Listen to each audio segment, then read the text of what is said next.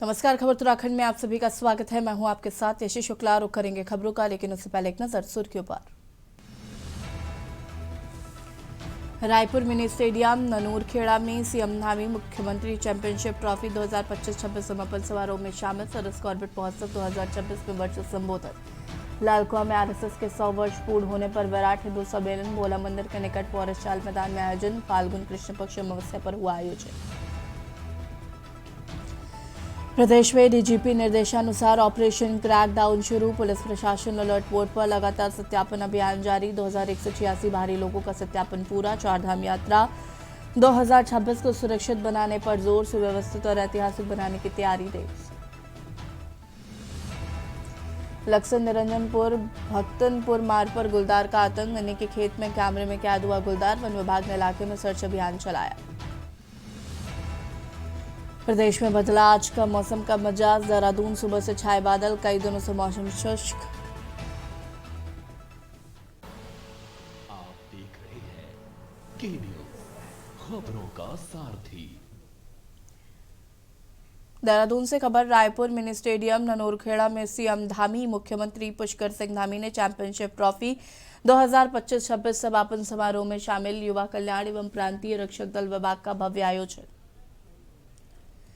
विकासनगर में धार्मिक कार्यक्रम में सहभागिता। खाटू श्याम मंदिर प्राण प्रतिष्ठा महोत्सव में भागीदारी। बता दें कि श्रद्धालु और स्थानीय जनता से संवाद करेंगे। दोपहर 3 बजे चंपावत से वर्चुअल चढ़ा। सरस कॉर्बेट महोत्सव 2026 में वर्चुअल संबोधन।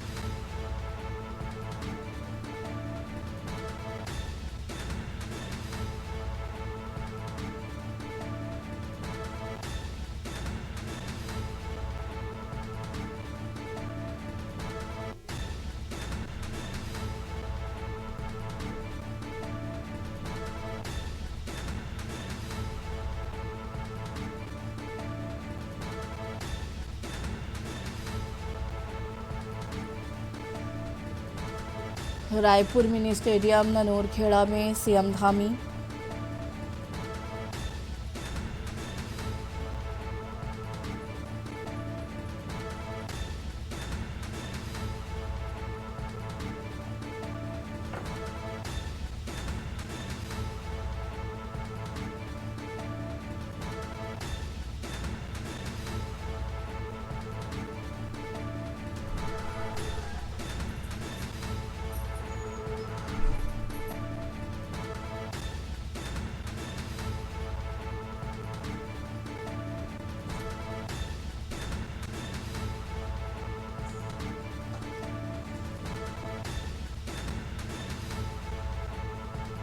देहरादून से खबर। रायपुर मिनी स्टेडियम ननूरखेड़ा में सीएम धामी।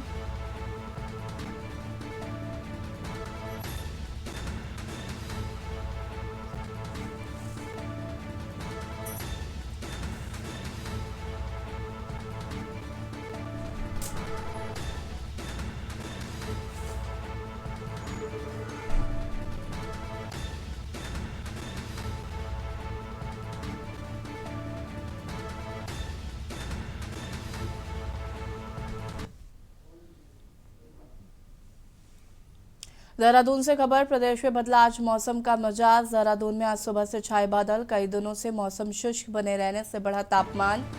लंबे समय बाद तापमान में आ जाए गिरावट। मैदानी इलाकों में मौसम के शुष्क बने रहने की आशंका। पर्वतीय क्षेत्रों में हल्की वर्षा या बर्फबारी की संभावना। मौसम विभाग ने जारी किया अनुमान।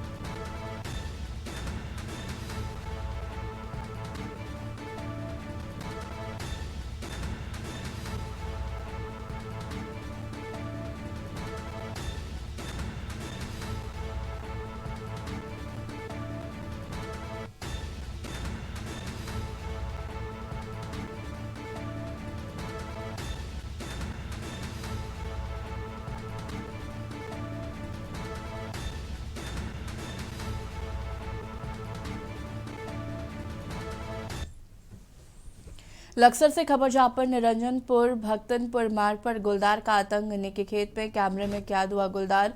डर के कारण किसान खेत से बिना काम किए लौटे। वन विभाग ने इलाके में सर्च अभियान चलाया। ग्रामीणों को हिदायत, अकेले जंगल न जाए, समूह में काम करें। सुरक्षा को लेकर किसानों और छात्रों में बड़ी चिंता। स्कूल जाने से डरने लगे बच्चे।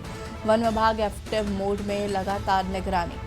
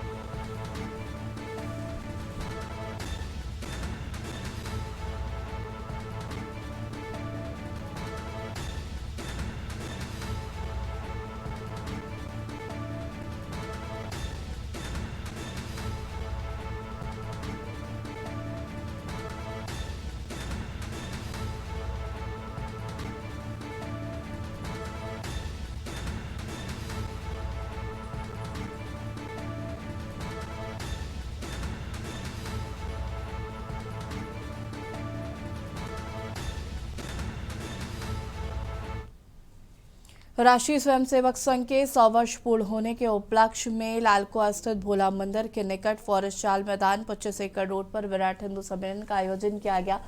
फाल्गुन कृष्ण पक्ष अमावस्या के अवसर पर आयोजित इस सम्मेलन में क्षेत्र भर से सैकड़ों की संख्या में श्रद्धालु एवं नागरिक मौजूद रहे।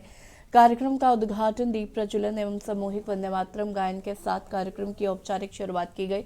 मुख्य वक्ता राष्ट्रीय स्वयंसेवक संघ के प्रांत प्रमुख श्रीमती कमलेश बिष्ट ने अपने संबोधन में कहा कि हिंदू समाज की शक्ति उसकी एकता, संस्कार और सांस्कृतिक चेतना में निहित है।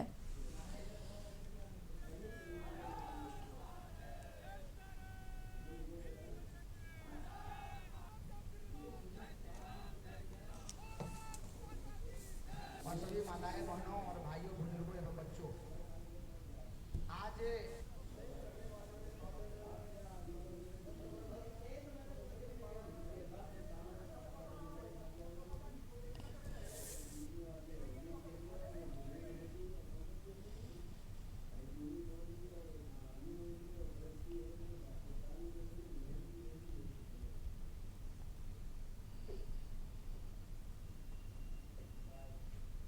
देश में सनातन धर्म संस्कृति के संरक्षण के लिए कि जिस प्रकार के हमारे विराट हिंदू सम्मेलन पूरे देश में आयोजित किए जा रहे हैं। आज यहाँ लाल कुआं में भी भव्य कार्यक्रम आयोजित किया गया है।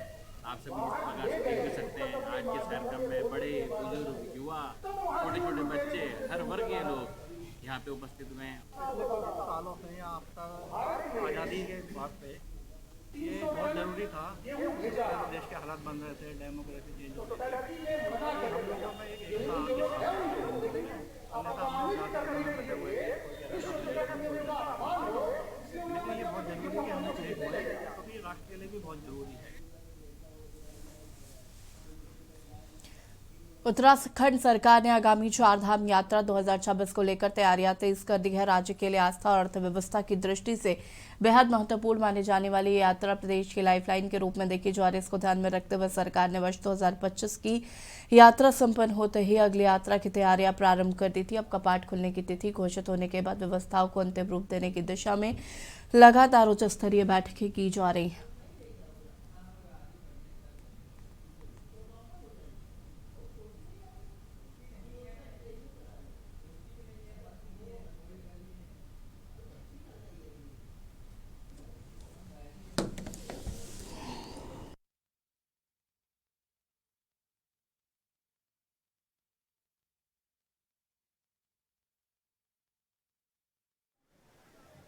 लगभग 2:20 का समय है।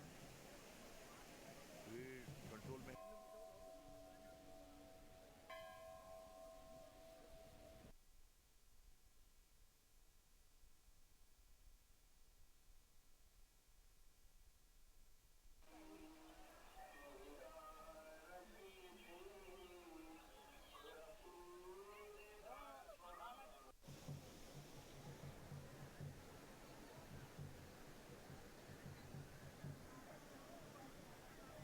लगभग 2:20 का समय है। भीड़ कंट्रोल में। चारधाम यात्रा हमारे लिए हमेशा बहुत महत्वपूर्ण यात्रा होती है और लाइफ लाइन है, और उसके निमित्त सारी तैयारियां हम जैसे ही 2025 की चारधाम यात्रा संपन्न हुई थी, उसके बाद हमने यात्राओं की अगली यात्रा की तैयारी प्रारंभ कर दी थी। अब सभी कपाट खुलने की तिथियां भी आ गई हैं और लगातार बैठकें चल रही हैं। हमारा हर तरह से प्रयास है कि पिछले सालों के अनुभव लेकर 2026 की यात्रा और अच्छी हो, सुखद हो, ऐतिहासिक हो, और सबसे बड़ी हमारी प्राथमिकता है, सर्वोच्च प्राथमिकता है कि सबके लिए सुरक्षित हो। और यार रुकें छोटे से ब्रेक के लिए, जल्द हाजिर होता है। ब्रेक के बाद एक बार फिर से आप सभी का स्वागत है। देहरादून के गढ़ी कैंट स्थित महेंद्र ग्राउंड में 20, 21 और 22 फरवरी को गोरखा हिमालयन फेस्टिवल आयोजित होने जा रहा है, जिसकी तैयारी शहीद दुर्गा मल मेमोरियल ट्रस्ट के सभी सदस्यों द्वारा की जा रही है। इस आयोजन में देश भर में सेलिब्रिटी कलाकार भी अपनी प्रस्तुतियां देंगे। इसी क्रम में शहीद दुर्गा मल मेमोरियल ट्रस्ट के सदस्यों द्वारा उत्तरांचल प्रेस क्लब में उपायुक्त आयोजन की जानकारी दी गई। ट्रस्ट की सचिव ज्योति कोटिया ने बताया कि यह कार्यक्रम हिमालय बचाओ के उद्देश्य से रखा जा रहा है।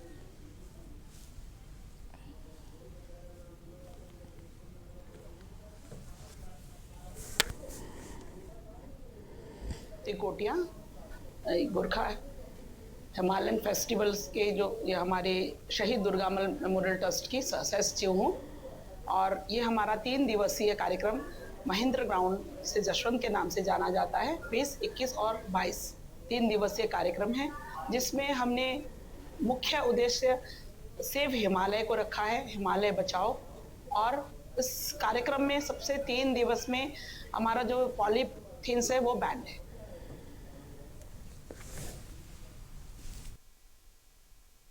देश में आपराधिक प्रवृत्ति के लोगों पर अंकुश लगाने के लिए डीजीपी के निर्देशानुसार ऑपरेशन क्रैकडाउन शुरू किया गया, जिसके बाद प्रदेश और जिले का पुलिस प्रशासन अलर्ट मोड पर आ गया है। लगातार सत्यापन अभियान चलाया जा रहा है। वहीं ऑपरेशन क्रैकडाउन के तहत 2186 बाहरी लोगों का सत्यापन किया गया और अनियमितता पाए जाने पर 191 व्यक्तियों पर 83 पुलिस एक्ट में चालान किया गया।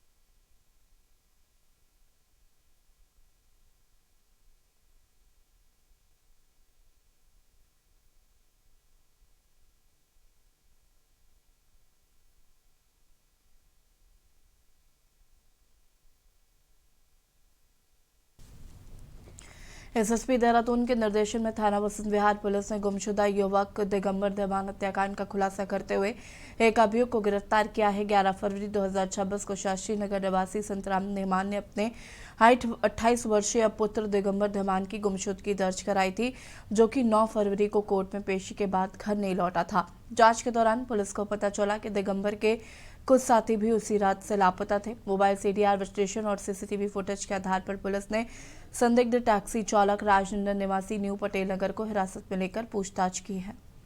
देखिए, सत्यापन समय समय पर होता है, लेकिन उसको बहुत गहनता से किया जाए, ऐसी सिचुएशन क्रिएट हुई। दिनांक 11 फरवरी की साय को श्री संतराम धीमान जी, जो कि थाना बसनावर क्षेत्र के रहने वाले थे, उनके द्वारा अपने बेटे दिगंबर धीमान की गुमशुदगी दर्ज करवाई गई थी, जिसमें उनके द्वारा बताया गया कि दिनांक 9 फरवरी को उनका बेटा कोर्ट में किसी काम से गया हुआ था और वो वापस नहीं आया। इनकी गुमशुदगी पर तत्काल कार्रवाई करते हुए पुलिस के द्वारा छानबीन की गई, मुखबिर तंत्र को सक्रिय किया गया और जिनके साथ इनका उठना बैठना था उनसे भी जानकारी की गई। जानकारी करने में आया कि इनके 2-3 दोस्त जो हमेशा इनके साथ रहते थे और इनके साथ ये नशा वगैरह भी करते थे। मंगलौर कोतवाली क्षेत्र में गंगनहर के किनारे एक बाग में 45 वर्षीय व्यक्ति का शव मिलने से हड़कंप मच गया, जिसके बाद पुलिस मौके पर पहुंची। शव का पंचनामा भरकर पोस्टमार्टम के लिए भेज दिया गया है। वहीं पुलिस के शव के पास ही एक मोटरसाइकिल मिली है, जिसके चलते पुलिस ने आसपास के गांव में लोगों से पहचान कराने का प्रयास शुरू किया। मंगलौर सीओ विनय चौधरी ने बताया कि शव को पोस्टमार्टम के लिए भेज दिया गया है।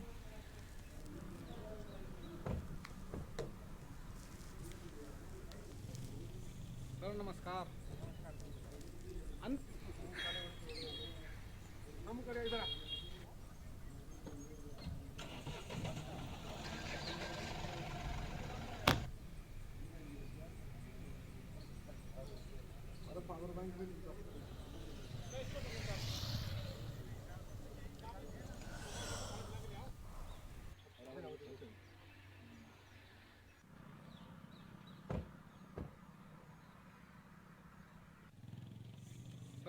सर नमस्कार। हम करें इधर।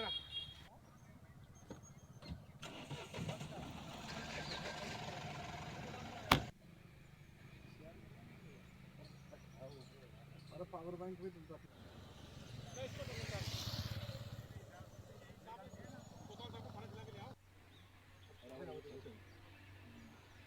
ये नहर पटरी के किनारे कस्बा चौकी का क्षेत्र पड़ता है, उसमें एक डेड बॉडी मिली है जिनकी उम्र लगभग 45 से 50 साल के बीच में है और उनकी जो मोटरसाइकिल थी वो रोड पे खड़ी थी। तो सभी पहलुओं को जो है वो जांच की जा रही है और शायद 1-2 गांव का पता लगाया कि शायद उस गांव के रहने वाले हो सकते हैं, तो उनके परिवार वालों को बुला के और गांव वालों को बुला के बॉडी की तस्दीक की जा रही है। अब प्रथम दृष्टया तो प्रतीत होता है कि झगड़े और या फिर मतलब मर्डर जैसा प्रतीत होता है, लेकिन एक बार जब वो साक्ष्य संकलन हो जाए तो उसके बाद हम पूरी तरह से कह पाएंगे क्लियर करके। और बटन में इतना ही। देखते रहिए के न्यूज़ इंडिया। नमस्कार।